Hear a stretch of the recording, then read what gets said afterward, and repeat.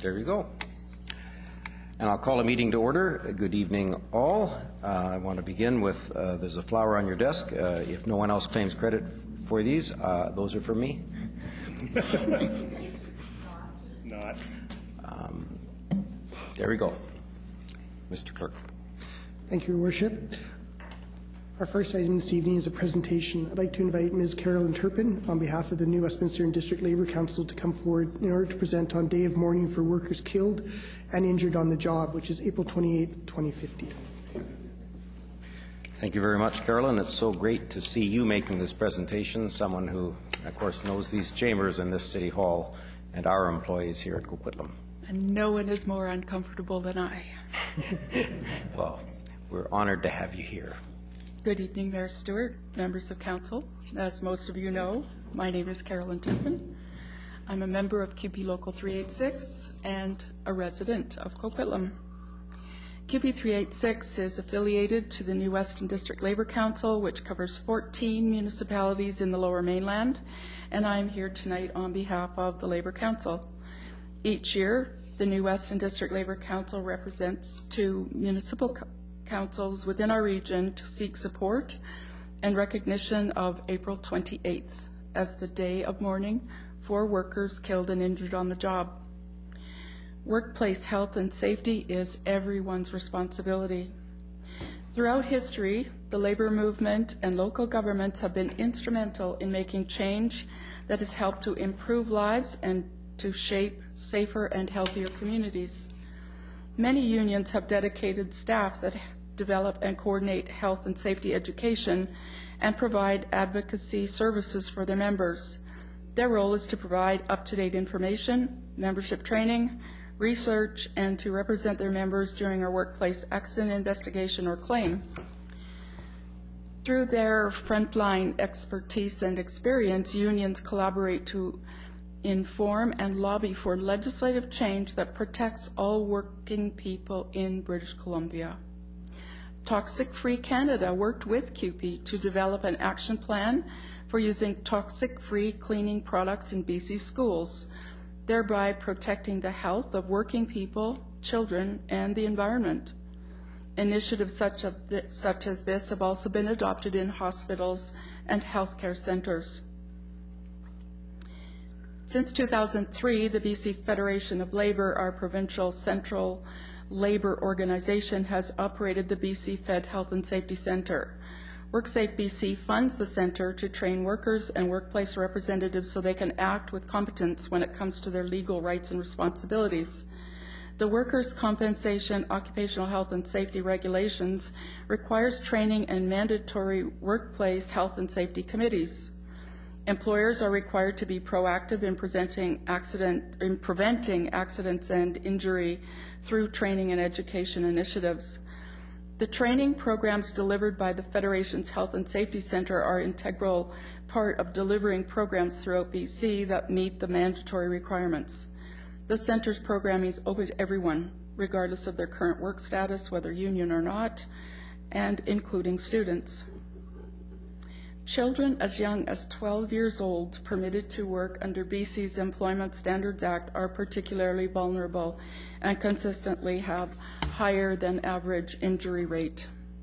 12 years old. Given this reality in BC, the Federation offers a training workshop that's specifically designed for young workers. Workplace deaths are an unacceptable consequence of going to work, yet in British Columbia last year, 203 workers did not come home. The WCB reports that 173 deaths occurred in 2014. However, that represents only the number of claims adjudicated by WCB. Canada has the worst record of workplace fatalities in the developed world, with over 1,000 worker deaths every year. Last year, we spoke about 2 workplace explosions, one in January 2012, another 3 months later. The Babine Sawmill and the Prince George Lakeland Sawmill horrors were both the result of a wood dust-fueled explosion and fire. 4 workers were killed and 44 others seriously injured. Hundreds more family members and the community suffer the emotional scars in the aftermath of these horrific events. WorkSafe BC declared these workplace explosions preventable, but no one has been charged with criminal negligence. United Steelworkers has stated in their call for an immediate public inquiry following the indefinite adjournment of the coroner's inquest 2 months ago, and I quote, Premier Christy Clark decided against a public inquiry, preferring instead a coroner's inquest. But the coroner's inquest is a disaster. The former head of WorkSafe BC declined to testify and answer questions. WorkSafe BC also turned down access to a private investigation by one of the mill's owners and then did not tell an ongoing inquest about the existence of this extensive hidden evidence. The coroner's inquest promptly adjourned indefinitely because, as explained by the lead government lawyer, it will take weeks to review the new evidence and arrange for the new witnesses to testify. Following the Westray mine disaster in Nova Scotia, it took another 10 years to see amendments to the Criminal Code of Canada that would hold corporations, their directors and executives criminally accountable for the health and safety of workers. Sadly, police and prosecutors are not enforcing the Westray amendments and not investigating workplace fatalities through the lens of criminal accountability. To date, not one employer has been charged under that provision. The United Steelworkers Union renewed their Westray campaign in 2014, calling on provincial and territorial governments, specifically the Attorney General and the Labour Minister, to direct and enable Crown attorneys and police to stop the killing and enforce the law. Imagine a member of your family dies in a work-related incident and you learn that the employer ignored their regulatory responsibilities and provided no training. Now imagine how you will feel when you learn that this employer is fined $3,250 for their negligence in the death of your son, your daughter, your wife, your partner. On April 28th, we meet the families and the workers who continue the fight for justice. We remember the workers who have died or those whose lives have been forever changed by a workplace accident or disease. We share the family's sorrow and we recommit ourselves to fight for every worker. United Steelworkers has set up a website which we invite each of you to visit. Please take just 1 minute of your time to make a difference. Go to the online website, www.usw, that's for United Steelworkers.ca, and sign the Westray petition and the petition demanding that Premier Christy Clark call for a public inquiry into the Babine and Lakeland sawmill explosions. And on Tuesday the 28th of April at 5 p.m., join the BC Federation of Labour and 2 Lower Mainland Labour Councils at the Vancouver Art Gallery to commemorate the day of mourning for workers killed and injured on the job. Thank you. Respectfully presented by the New Weston District Labour Council. Well, I thank you very much. You did very well, as we expected. Last year, I want to congratulate you. Last year's Workers' Day remembrance was better attended and really showed, I think, the level of respect that we all should be aspiring to every year. And I'm committed to working with you again this year. Alas, as I've told you, I'm out of town that day, but I will join you in spirit. As someone who was injured on the job, as someone who 37 years ago working for the city of Coquitlam received the beginning of his back injuries, I know that we have lots of work still to do. We've made some great strides, but we have much more to do since people still run the risk, too high a risk of being injured on the job. And so we thank you very much for your contributions today.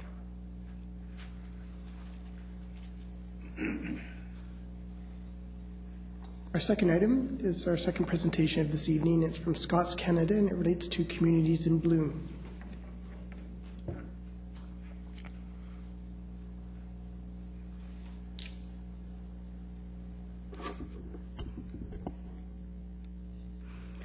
Good evening, Mayor Stewart and City Councillors. I'd like to thank you, first of all, for the opportunity to speak with you today. My name's Karen Stevenson. I'm the Director of Regulatory Affairs and Stakeholder Relations for Scots Canada, and I'm here to talk to you a little bit about our Grow 1000 program. First, a little about Scots Miracle-Gro. Scots Miracle-Gro is the world's largest producer of products for helping people grow and enjoy their plants at home. Instilling a love of and a respect for nature is at the core of our business. We want people to experience the pleasure of growing things and enjoying the fruits of their labors, whether it's biting into a healthy and tasty tomato or taking in a colorful or shady landscape. To help home gardeners succeed, we've made it our mission to produce innovative, effective, and environmentally sustainable products. And we've built our business on 5 major pillars. Brands like Turf Builder and Miracle-Gro, committed to quality and performance. Innovation that addresses customers' needs and wants. A commitment to environmental stewardship. Educating our consumers in proper product use, and being a strong community partner. Here are a couple of interesting facts that you may not know about us. Scots Miracle-Gro is one of North America's largest users of green waste product. The Scots EdgeGuard spreader protects our water by keeping fertilizer where it belongs, on the lawn. And Scots EcoSense products provide gardeners with effective solutions based on natural ingredients. Our WaterSmart technologies allow consumers to successfully grow grass while using less water. Educating those who use and sell our products is also at the core of our mission.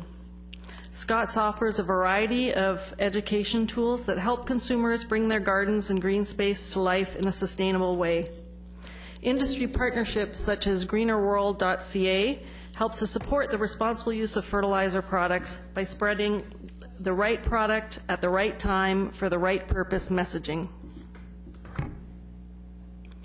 Scott's commitment to garden and green space development in Canada includes Grow 1000, a community outreach initiative which we launched in 2011. Grow 1000 will result in the creation of 1,000 community gardens and green spaces across Canada, the United States, and Europe by 2018, which is our company's 150th anniversary. Gardens and green spaces bring many benefits to our communities, including offsetting pollution, bettering access to fresh produce, increasing physical activity, and lowering stress. To date, 43 Grow 1000 installations have been created across Canada. This year, we're happy to announce that Scots Canada has awarded Coquitlam's Scott Creek Community Garden Project with $15,000 towards successful completion of a 26-bed community garden in Eagle Ridge Park, which will provide gardening opportunities to the local community, educational opportunities to local students, and donation opportunities to the local food bank. Scots Canada's Grow 1000 program could not succeed without the help of our national partners, Communities in Bloom, Plant-A-Row, Grow-A-Row, and Nutrients for Life. And I'd now like to invite Catherine Kennedy from BC Communities in Bloom to say a few words on behalf of the Communities in Bloom organization.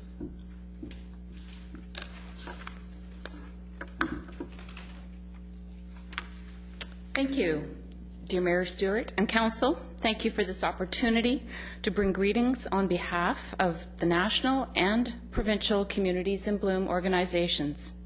First, let me congratulate the City of Coquitlam for receiving your 2015 Grow 1000 Showcase Garden Grant for the Scott Creek Community Garden. Coquitlam is joining an elite group of showcase gardens throughout North America. The judges who evaluated the application were impressed by the comprehensive submission, including education, activities, and sustainability. Congratulations to the Parks team for planning, designing, and developing the project. I'm sure you're looking forward to the first harvest. And finally, I would like to take this opportunity to thank you for your participation in the BC Communities in Bloom provincial program this year. We are certain that the judges will witness many excellent initiatives here in Coquitlam, and we look forward to recognizing your achievements at the awards in Kamloops on October 3rd. Thank you. Our partners, Nutrients for Life and Plant a Row, Grow a Row, could not be here tonight, unfortunately. But I did get some messages from them to read on their behalf. On behalf of Nutrients for Life, this year, Nutrients for Life is excited to once again be the educational partner of the Grow 1000 program. The primary goal of Nutrients for Life is to educate children about the importance of growing nutritious food, grass, and flowers, and the role that nutrients play in their health. The Foundation is excited to bring curriculum and activities to the Scott Creek Community Garden and looks forward to helping the garden thrive. Plant a Row, Grow a Row is a People Helping People program that encourages people to grow extra produce to assist in feeding the hungry. I'd like to thank Plant a Row, Grow a Row and Mayor Stewart for providing the potted plants that decorate your desks today. And we encourage everyone to plant a row for the hungry. I'd also like to recognize the City of Coquitlam for their commitment to healthy green spaces and community gardens. It is that demonstrated commitment that made Coquitlam an overwhelming choice as our 2015 Grow 1000 Showcase Garden. Scotts Canada recognizes the overwhelming benefits of gardens and green spaces in improving our environment and positively impacting our communities. That is why it's so important that initiatives like Grow 1000 continue to invest in sustainable gardens and green spaces. On Thursday, June 11th, we hope you'll come to celebrate the opening of our Grow 1000 Showcase Garden at Eagle Ridge Park, a community garden that we hope will provide education and community building activities for years to come. We also invite you to learn more about Grow 1000 and our partners by exploring the information on the USB key that we left at each of your desks. And I want to thank you all for your attention, and we hope to see you on June 11th. And now I have a little check to present to Council for $15,000. Oh.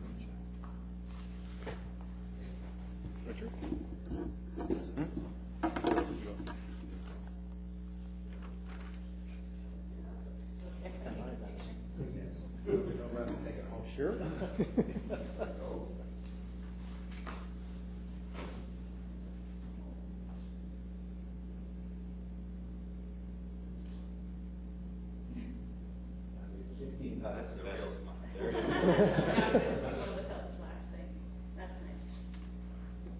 Excellent, thank you.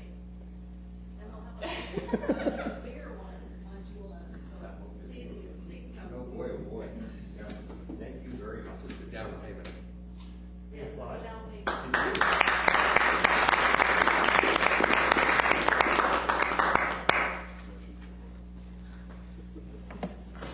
Well, thank you very much. It's that kind of grassroots movement that's really at the root of our community. It really helps our community grow and blossom and flourish. And keep going. Now I'm going to stop now. Outstanding. There you go. Thank you for the flowers. Yes, yes. And I gather there's a USB with some other information on it. Mr. Clerk. Thank you, Your Worship. What do you have for us? You know, I think I'm going to change the placement of minutes on the agenda because it always comes after, much more impressive items. Item 3 is the minutes of the regular council meeting held on Monday, April 13th. Recommendations that council approve those minutes. Second. Moved by Councillor Rasmussen, seconded by Councillor O'Neill.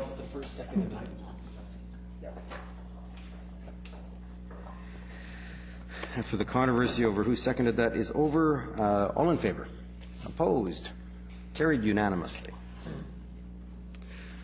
Item 4 is minutes of the Sustainability Environmental Advisory Committee meeting of Tuesday, March 24th. Recommendations to receive those minutes. Moved by Councillor Asmussen, seconded by...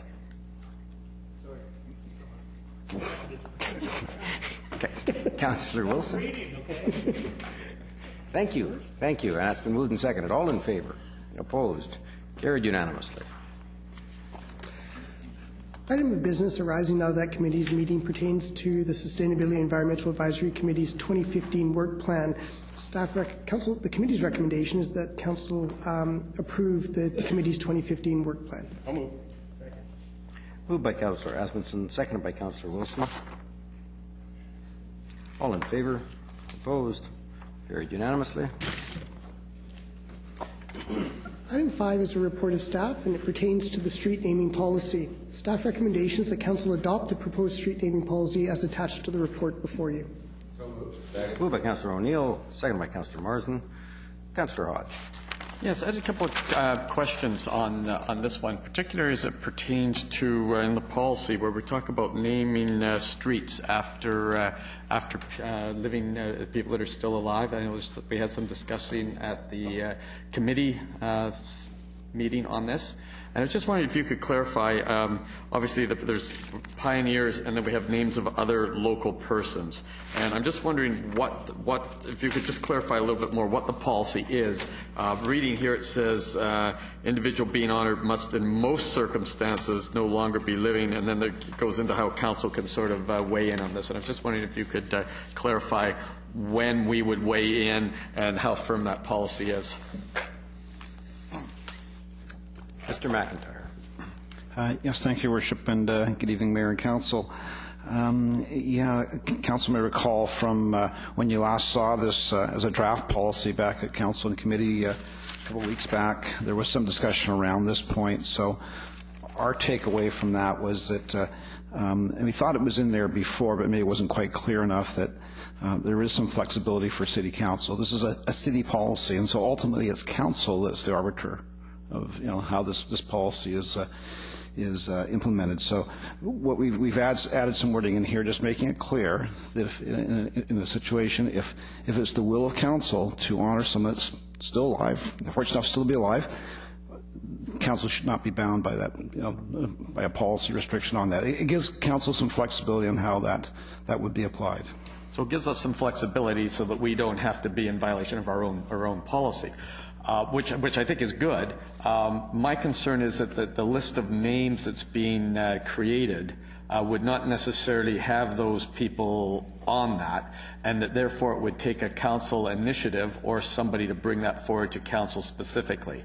And I'm just wondering, is that am I getting the read on that right? Through the chair, yes, that's correct. What we've tried to do is identify a couple different streams for how potential street names can be identified and placed on the list, and some of us through the historic and heritage investigation that we have in hand. So at least we have a starting point of reference. But again, we didn't want to unduly constrain Council that if other names came up, if say there was some local community hero came forward and Council wanted to honor that person. Or a significant person had maybe worked for the city and passed away. Again, it would give Council that flexibility. So it doesn't just not names on the list. Other potential street names can be brought forward either by Council or by other groups. So I'm torn with this policy because on one hand I want to leave it to staff, and here's the list of names that are approved for use, and that the names should go to the developer. I have been troubled right from the beginning that the street selection tends to be driven by the developer, that they come forward with names. Now I know this has been in the past in the absence of a policy. And in some cases, maybe a better word is the landowners. Anybody who's subdividing their land, and we've got a couple that have just gone through first reading up on Burke Mountain. They're 2-acre parcels. It says street. the owner of that property will be the person that will bring forward that street name to planning and I guess ultimately the subdivision committee or in this committee. So it's being driven by the landowner, not by the community. Again, through the chair, that's true to an extent. I think what we're trying to do with this policy, though, is give some guidance around this. You know, if you go back a number of years ago, like for example, in my neighborhood, you got streets named after birds and trees. That was a style back then. More recently, in the Northeast, well, first you've got to recognize there's an existing road system there you're building on. Yep. So a lot of the roads, the names were given. It's just making sure you make the right connections. But it is trying to have road names that have more local significance, local connection, and they may be through the pioneer names. That's what we're trying to capture in that list. And by and large, they tend to be more people in southwest Coquitlam because that was more the heritage settlement area, but there are some from the northeast, and what you're trying to do is have some local association, some significance to that area. It may have been a previous property owner, it may have been someone famous and popular in the community there. So it provides the applicant, the subdivision applicant, and they may be representing the property owner, to identify suggested names or requested names, but also they need to justify and explain why that name should be considered in that context. So they will now have to provide some justification, not just that, I picked a name out of the air or it was my dog's name or my favorite great aunt or whatever, because in the past, I get this quite a bit, but more because I'm tuned into the heritage community. People say, well, where did that name come from? And some names appear to be random. Some, as we've seen here, have historical ties, and I'm really happy to see that we are going to, over time, identify those names and have a registry, because I think a lot of people want to know how the name came about or the name of the street that they live on. So I think that that's good, but at the same time, I want to be able to sort of say there are some names out there, some people who I think should be recognized. I'm troubled by the one part in this, in the policy. It says developers, and I prefer landowners, are encouraged to consider. That seems pretty weak. Encouraged to consider names. I would prefer that they were actually using names from the list, and so that there was just a little bit more public input in this. I think that street names are something that's a very public thing, and those names live on long after we are no longer here, long after the property is subdivided. And I just think that the one thing in this policy is maybe just a little stronger direction that there are names and being brought forward by the community. To me, I'd rather see us naming streets after people who've made a significant contribution to our community, as opposed to just naming them after birds or other things. And I'm just wondering if, certainly some of this can be conveyed to the applicants, but I think, a lot of this takes place at the front counter and behind. Often council sees subdivision applications and it just says road. The names aren't there, and I don't want to get into picking what names go where, but I do think that there should be a little bit more public input and oversight into how those names are selected. I think this policy goes further to addressing it now than it was in the past, but following that through, there are a number of, I think, people in this community still living that have made a significant contribution to this community. I think their legacy is probably already determined now, and I wouldn't want to see them having to go through a more onerous process to have them selected. I know that in the past a lot of organizations have said we won't honor people while they're living. The Canada Post, for example, I think back in 2011 changed their policy, and there's now stamps featuring Canadians who are still alive today. There was recently a series on musical artists.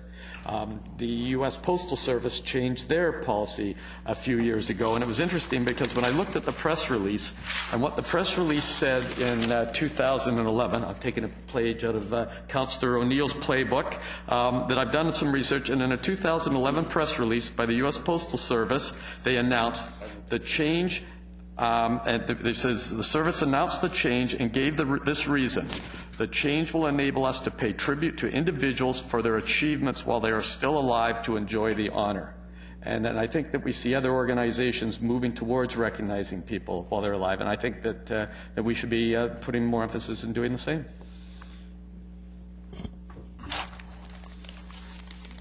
Your Worship, Mr. McIntyre.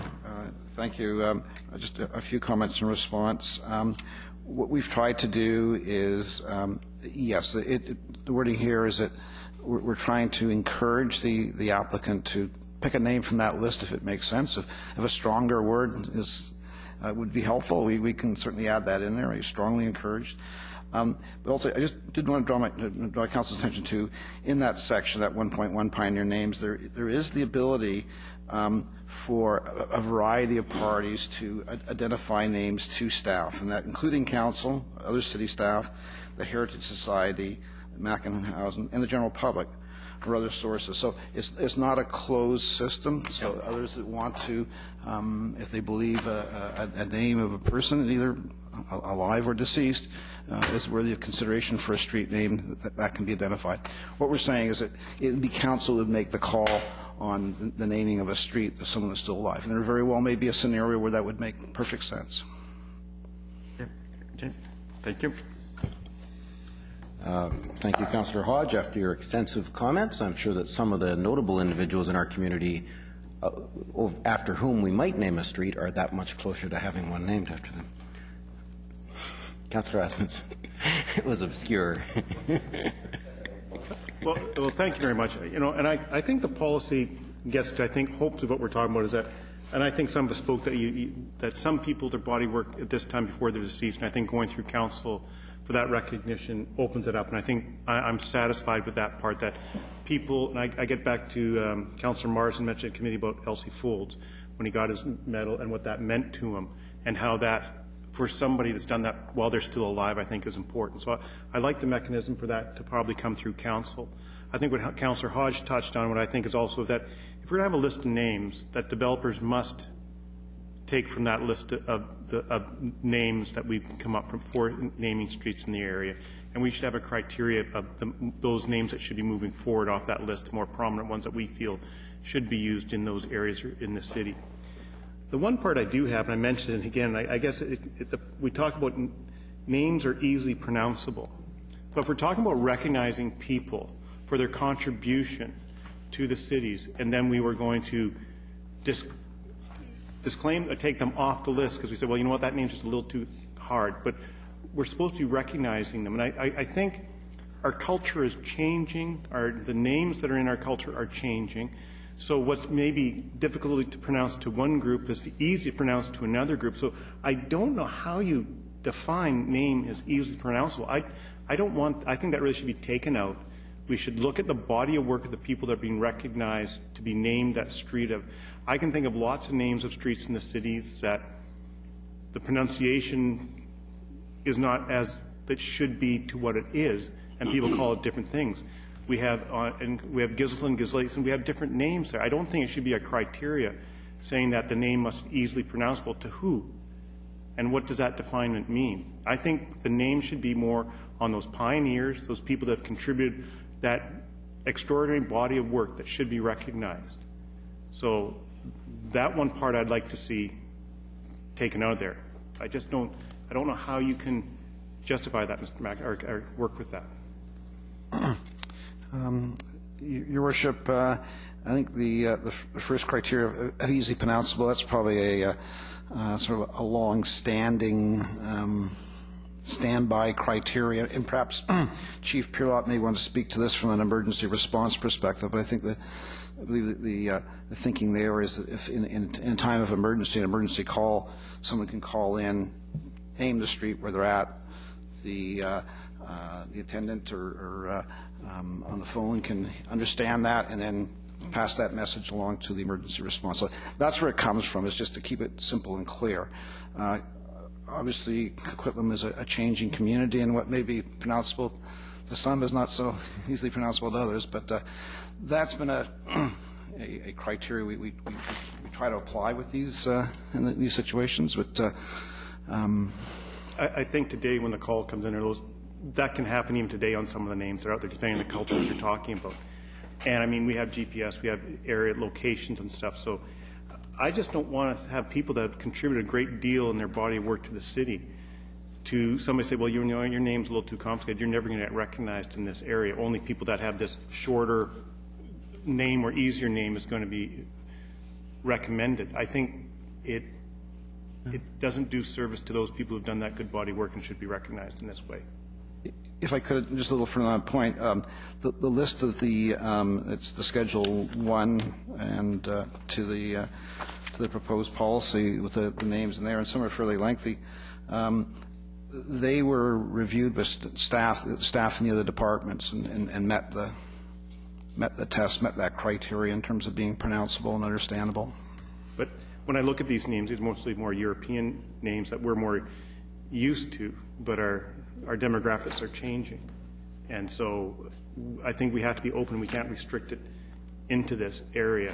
And even these names here, when you look at different people, I can tell a lot of people may be pronouncing these names differently than what it should be pronounced. So I'm just saying that it shouldn't be one of the main criteria to be easy pronounceable, because we are changing as a city, and we need to recognize the other groups that are here that are more than just our original European-based people that were here.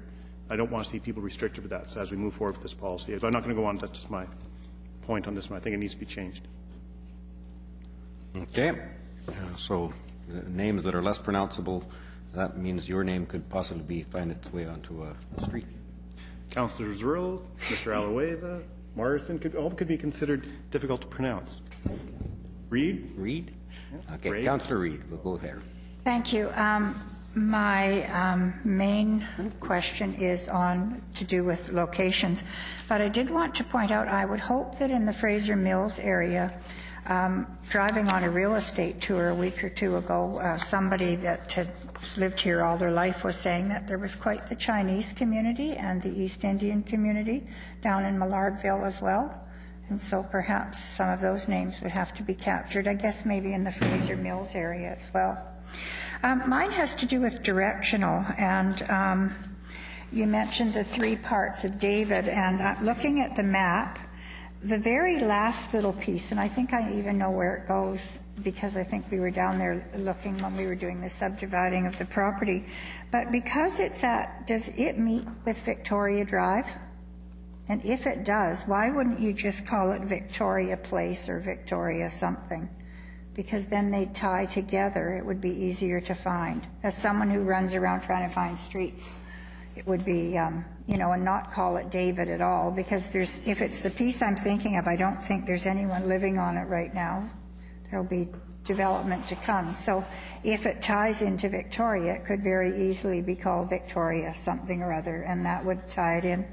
And also, why would we not call Victoria Drive where it pieces off like Victoria North, which would make more sense than anything else?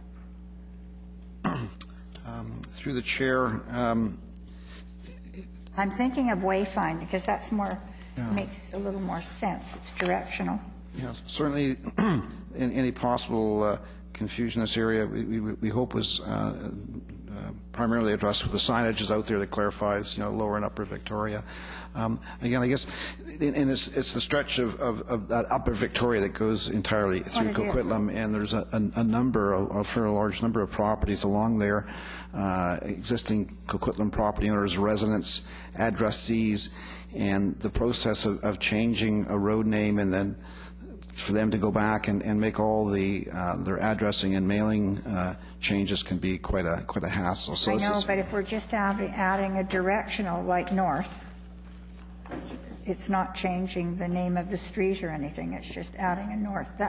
It's just a thought. I'm just trying to simplify things, and wayfinding, that would make sense to someone, that the road would turn off. And David, I don't think it should be David way over there, because that will be really confusing. So. And that's correct. That third little leg of David, I guess that was the original east-west road alignment. I get it. And that's noted that and development will come to that area probably within a couple of years, and through that development process, the subdivision and redevelopment, that road will be and tie it into whatever main roads there. Yeah. Okay. That's all I have. Thank you. Thank you. Councillor O'Neill. Yes, and thank you for pronouncing my name correctly. You're quite welcome. So I think I support this new policy because I think it represents a balance between the honoring individuals and reflection of our heritage and practicality, workability, and acceptability by the public as well. When we are naming a street, it's about more than just honoring an individual or keeping a memory alive that the city considers important. It has a very real impact on the people who are going to live on that street. And the dozens, the hundreds, the thousands of people who are going to end up there. And I think it's important then that the sort of the criteria that we have in here are adhered to. Even though it's been spoken against, some of these criteria and the individual criterion of not naming streets after deceased people, after living people, without special intervention by council. I think that's a good one. For the reason that I just talked about, is that we are involved in something with a long-lasting decision. We don't want to be having to do an about-face somewhere down the road if something happens.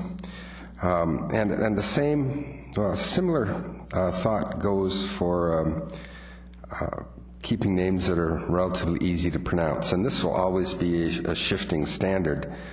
But again, it's not that we want to disrespect any particular part of the community here in Coquitlam. It's that we want to respect all the new people who are going to be living on that street. You know, if I was living in eastern United States, I might want to, and I was a big Duke University basketball fan, I might want to name a street after their coach, Coach K, Coach Krzyzewski. That's spelled K-R-Z-Y-Z-E-W-S-K-I, but it's pronounced Krzyzewski. You know, if I was living on the street, and maybe there is one right around Duke University, I don't know, but it would be difficult for a lot of people moving on into that street, especially for some non-basketball fans, right? Or new Americans at that stage, and who have no idea. And maybe we're a little more used to Polish spellings. I think that's Polish, Krzyzewski. But those are the sorts of problems you can get into. So it's more than just about being inclusive, and it's more than just about honoring. It's about the practicality, the workability, and the acceptability by the people who are going to be living on that street for 10 years, for 20 years, for 35 years, for 40 years. There's a lot of people lived on the street who are living on streets for a long time, most of their lives. And we want to make sure it's a name that has broad appeal, and that we won't have to turn around and change halfway through its life. Or, sorry, that doesn't make sense. It'll be at the end of its life if we change it. Anyway, so those are my thoughts. So that's why I support this. And nevertheless, I do support the giving council the discretion to honor a person still living. I look at this as sort of a notwithstanding clause. Notwithstanding all of the above, we still have this, and council always would have that anyway, but now this is putting it right into the policy, so it's like that little used notwithstanding clause in the charter. It's there and we can use it, but with careful consideration. Thank you. Thank you. Councillor Towner. Thank you. I'm in support of this street naming policy. I think going from having no formal policy whatsoever to a straightforward, consistently applied one is a good idea. I'm also happy to see it lightened up on the whole, it's already been mentioned, don't have to be deceased. 2 of our neighboring communities have a road and a sports field named after prominent individuals who are still living, and I think it's a good idea if we take a look at it one-on-one. I have a question, though. This archive, this registry that slowly over time is going to have the history behind the name, is that going to be made available to the public? Because my kids and I, for many years, wondered, why does Mars have a name, but all the other planets don't, right? And Christmas Way is kind of fun, but those are 2 formal mayors. And people might not know that. It's interesting. So I'm just wondering, is this database, is it in anticipation that it will be available to the public if they're interested in that kind of history? Your Worship, yes. With